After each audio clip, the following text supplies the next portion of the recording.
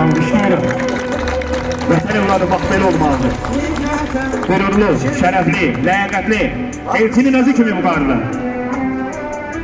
Qan səklərdən axışlarım, günlərə qərq olmuş başdaşlarının, namuslu, qeyrətli, yaşını şəhidlər nifrətə çevrildi baxışlarım,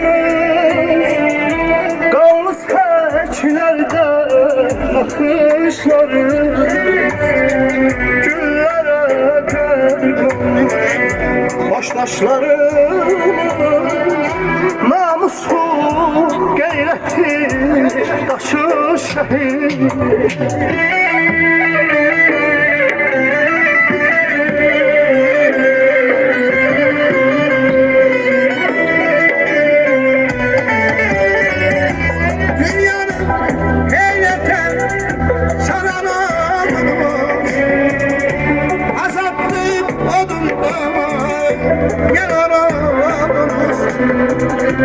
Keçib ürəklərdə qalan olduğumuz, unutmaq olarmı sizin şəhid?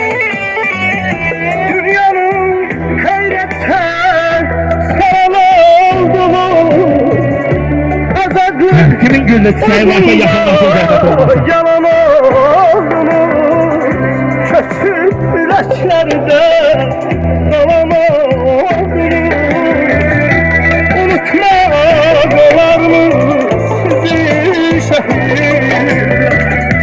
Unutmak olar mı sizi şehirler?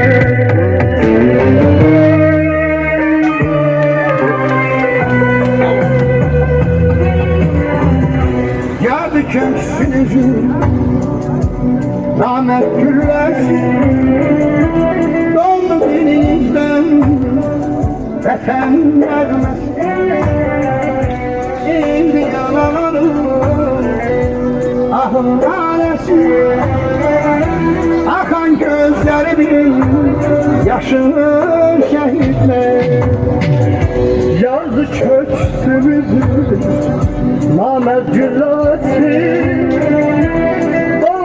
Hürmetli tədbir iştirakçıları, iştirak üçün hər birimizə Tahir Atam adından təşəkkür edirik.